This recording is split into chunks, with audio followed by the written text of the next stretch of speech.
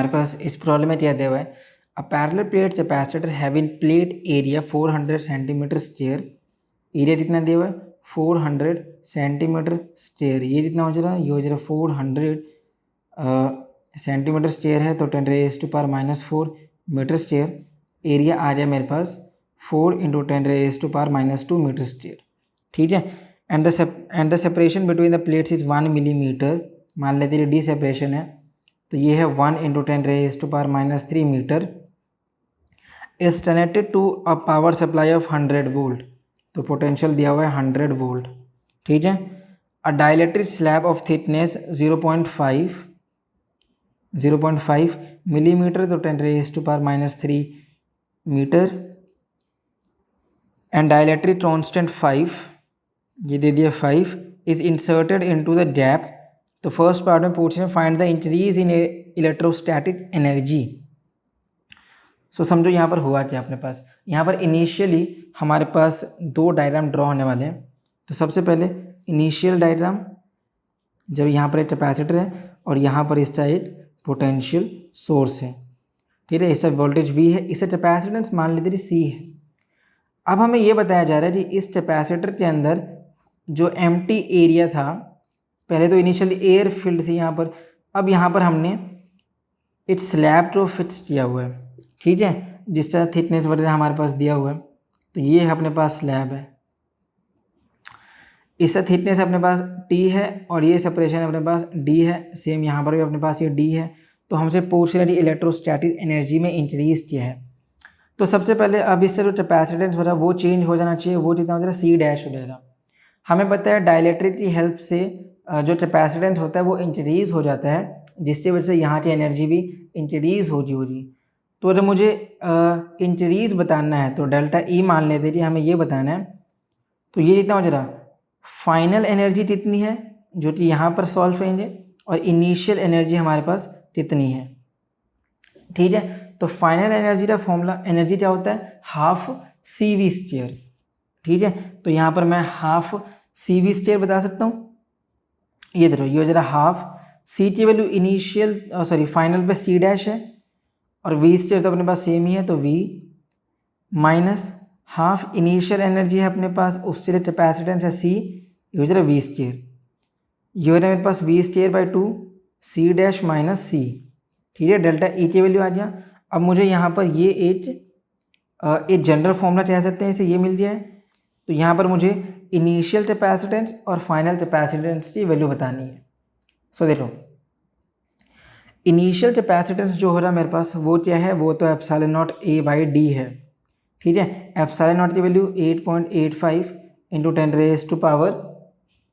10⁻⁻12, area कितना है, area है 4 × 10⁻⁻2, और डी कितना दिया हुआ है 10⁻⁻3, ये हो जाए 10⁻⁻9। इसे सॉल्व करते हैं तो इनिशियल कैपेसिटेंस आ जाता है अपने पास 35.4 × 10⁻11 फैराडे। ठीक है, तो ये आ गया मेरे पास इनिशियल कैपेसिटेंस। अब यहाँ पर फाइनल कैपेसिटेंस की बात करें तो हमारे पास कौन सा फॉर्मूला यूज़ रहेगा, क्योंकि जो हमारा स्लैब है वो पूरी तरीके से इस कैपेसिटेंस में फिल्ड नहीं है। ठीक है, तो ये फॉर्मूला हो जाना चाहिए अपने पास C' = ε0 A D minus T 1 - 1/k।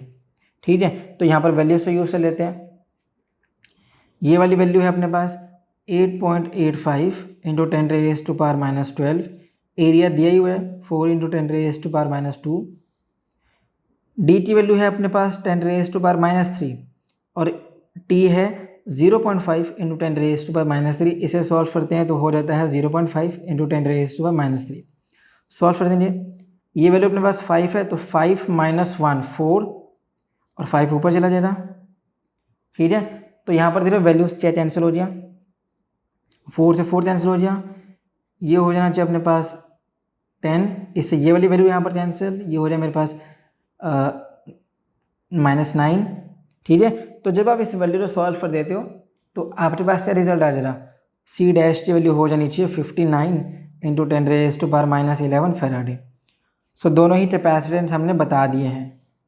अब यहाँ पर मैं एनर्जी बता सकता हूँ, सो हमारे पास जो सी का वैल्यू आया था कैपेसिटेंस इनिशियली कितना था 35.4 इंटू 10⁻⁻11 और सी डैश कितना आया था 59 इंटू 10⁻⁻11 फेराडे। तो हमने एनर्जी के लिए क्या वैल्यू यूज़ की थी, ये था मेरे पास v²/2 सी डैश माइनस सी। ठीक है, तो यहाँ पर यूज़ कर लेते हैं। v की वैल्यू मेरे पास 100 दिया हुआ है, तो ये हो जाएगा 10⁻⁴/2 सी डैश की वैल्यू हमने यहीं पे यूज़ किया है, तो 59 इंटू 10⁻⁻11 माइनस 35.4 इंटू 10⁻⁻11, ये कितना हो जाए मेरे पास, ये हो जाना चाहिए 10⁻⁴/2 और ये वैल्यू आ जाएगा अपने पास 6, ये हो जाए मेरे पास 3 और ये मेरे पास 2, 23.6 इंटू 10⁻⁻11, ये हो जाए मेरे पास यहाँ पर 1.8। तो इस वैल्यू को जब सिंप्लीफाई करते हैं तो हमारे पास जो एनर्जी आ जाएगा वो हो जाएगा 1.18 इंटू 10⁻⁻6 जूल, या फिर मैं कह सकता हूँ जो डेल्टा ई है वो हो गया 1.18 माइक्रो जूल। ठीक है, तो इसी साथ हमारे पास ये जो फर्स्ट प्रॉब्लम है, फर्स्ट पार्ट ये सॉल्व हो गया। अब चलते हैं इससे बी पार्ट पे। तो हमारे पास जो इस प्रॉब्लम का बी पार्ट है उसमें हमें बताया जा रहा है if the power supply is now disconnected, तो पावर सप्लाई यार डिसकनेक्ट कर देते हैं and the dielectric slab is taken out, और डाइलेक्ट्रिक भी हम सब हटा देते हैं। Find the further increase in energy, तो यहाँ पर भी हमारे पास इंक्रीज इन एनर्जी ही पूछ रहे हैं। ऐसा क्यों, क्योंकि जब हमने पावर सप्लाई हटा दिया है तो इससे हमारे पास पोटेंशियल इंक्रीज हो जाएगा। देखो ये कुछ ऐसे बोल रहे थे हमारे पास, अब ये इनिशियल वाला कैपेसिटेंस था जिसमें डाइलेक्ट्रिक पहले तो प्रेजेंट था। ठीक है, तो जब इसमें डाइलेक्ट्रिक अपने पास प्रेजेंट था तो इस तरह मैं चार्ज मान लेता हूँ कि यहाँ पर हमारे पास क्यों अमाउंट ऑफ चार्ज था, तो क्यों कितना हो जा रहा, इस समय कैपेसिटेंस कितना था C dash into V, C dash की वैल्यू है 59 इंटू 10⁻⁻11 और ये हमारे पास है 100, तो चार्ज हो गया 59 इंटू 10⁻⁻9 कूलम। ठीक है, तो ये हो गया अपने पास चार्ज। अब ये बोल रहे हैं क्योंकि ये चार्ज इस कैपेसिटेंस में हमारे पास स्टोर्ड हो गया है, अब ये बता रहे हैं तो यहाँ पर अब इस डाइलेक्ट्रिक को भी रिमूव कर देते हैं और इस पावर सप्लाई को भी, तो बेसिकली हमारे पास क्या बचता है, इनिशियल वाला कैपेसिटेंस। अब यहाँ पर कैपेसिटेंस की वैल्यू सी है। ठीक है, तो ये हो गया। अब हमसे पूछ रहे थे इंक्रीज इन एनर्जी बताओ, तो एनर्जी का फॉर्मूला होता है अपने पास, इस समय जो एनर्जी हो रही ये एनर्जी क्या हो रहा है अपने पास, इनिशियल एनर्जी, क्योंकि फाइनल कंडीशन तो ये है। ठीक है, तो इनिशियल एनर्जी की जब बात करें तो ये हो जा रहा है मेरे पास half C dash V square, ये हो जाए मेरे पास हाफ और ये हो जाए मेरे पास सी डैश, और वी स्क्वायर की वैल्यू क्या हो जाएगी, वी का मतलब हो जाए चार्ज कितना ज़्यादा स्टोर है उस कैपेसिटर में, क्यों डिवाइडेड बाय सी डैश इसका होल स्क्वायर। ठीक है, क्या फॉर्मूला आ जाए इनिशियल एनर्जी, ये हो जाए मेरे पास क्यों स्क्वायर बाई 2 सी डैश। ठीक है, तो ये आ जाए मेरे पास इनिशियल एनर्जी का फॉर्मूला। इसी तरीके से अगर फाइनल एनर्जी की बात की जाए तो यू फाइनल की वैल्यू क्या हो जाएगा, चार्ज डिवाइडेड बाई 2 सी, तो ये हो जाए अपने पास फाइनल एनर्जी। ठीक है, अब यहाँ पर मुझे बताना है कि इंक्रीज इन एनर्जी क्या है। ठीक है, तो U final minus U initial, so देखो डेल्टा यू अगर मुझे बताना है तो ये हो जाना चाहिए you final minus U initial. You final की वैल्यू हमें पता है क्यों स्क्वायर बाई 2 सी माइनस क्यों स्क्वायर बाई 2 सी डैश, क्यों स्क्वायर बाई अपने पास कितना आ गया 2 बाहर आ जा रहा, ये हो जा रहा अपने पास एलसीएम लेने के बाद C dash minus C divided by C into C dash. ठीक है, तो ये आ जाए अपने पास वैल्यूज़।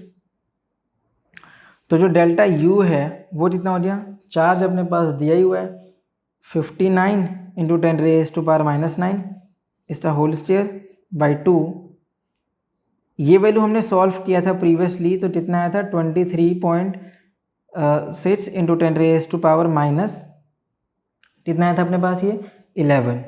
ठीक है, और ये कितना होना चाहिए सी इंटू सी डैश, तो ये हो जाएगा मेरे पास C into C dash 35.4 into 59 into 10⁻⁻²2।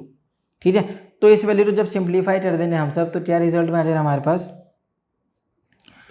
देखो ये तो हो रहा है मेरे पास 10⁻⁻11, ये हो रहा है मेरे पास 1.18 सॉरी 111.8। ठीक है, तो जब आप इस वैल्यू को सिंप्लीफाई करते हो तो आपके पास जो डेल्टा यू है उसकी वैल्यू अप्रॉक्सीमेटली कितना आ जाएगा 1.96 माइक्रो जूल के आसपास की वैल्यू आ जाएगी। ठीक है, तो इसे आप सिंप्लीफाई कर सकते हो, यही रिजल्ट आ जाएगा अपने पास। तो इसी के साथ हमारे पास ये बी पार्ट भी सॉल्व हो गया।